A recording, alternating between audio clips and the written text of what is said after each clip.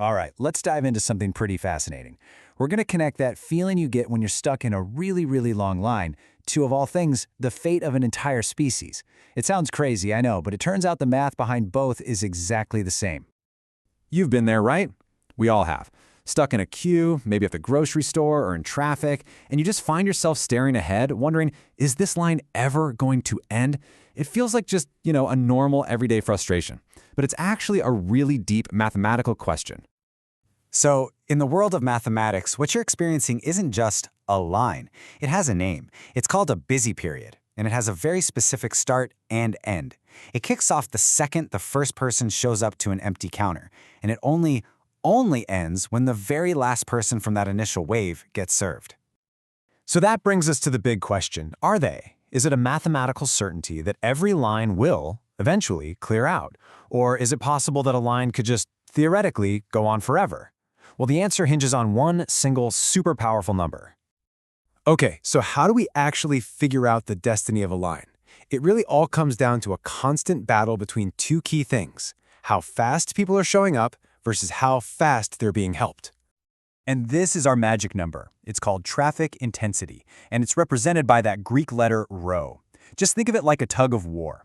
On one side of the rope, you have the rate of people arriving. On the other side, you have the speed of the server. And the ratio between those two, well, that's everything. And here it is, the moment of truth.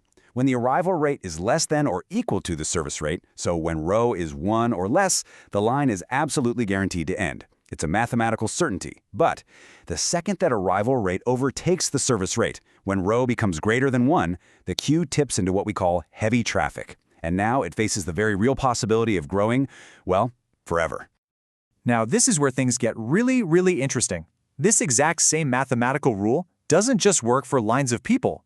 We can see the same principle playing out in a totally different, and honestly a much more dramatic place, the survival of a family tree.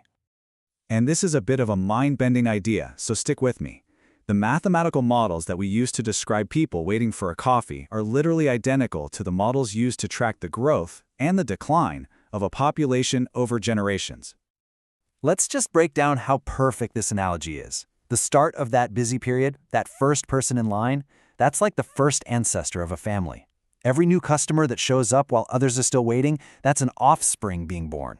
And the end of the line, when the server is finally free again, that is the mathematical equivalent of the entire family line going extinct. This quote from the source material just captures the brutal black and white reality of this shared math. For both a line at the bank and for a family tree, there's no gentle middle ground. Over the long haul, the system either collapses back to zero or it grows out of control.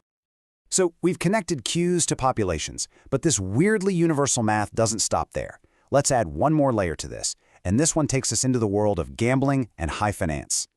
The concept is called a martingale. Now, don't get hung up on the fancy name. All it really describes is a model for a fair game, right? Imagine you're betting on a coin toss. Over the long run, you don't really expect to win or lose. Your average outcome stays the same. The math of our queue, it behaves just like that.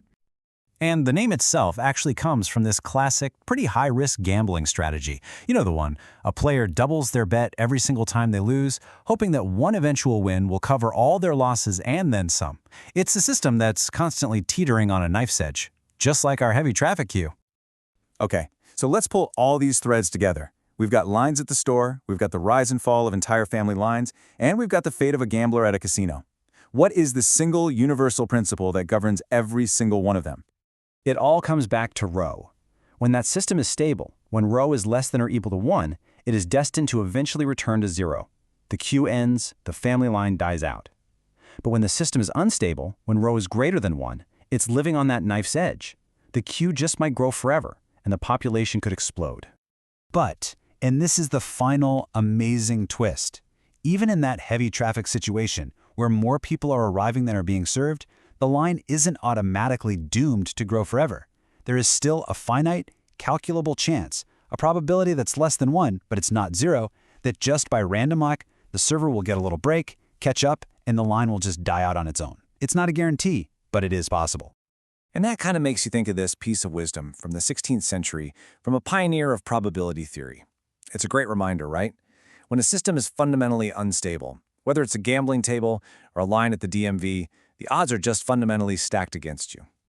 And that really leaves us with one final thought.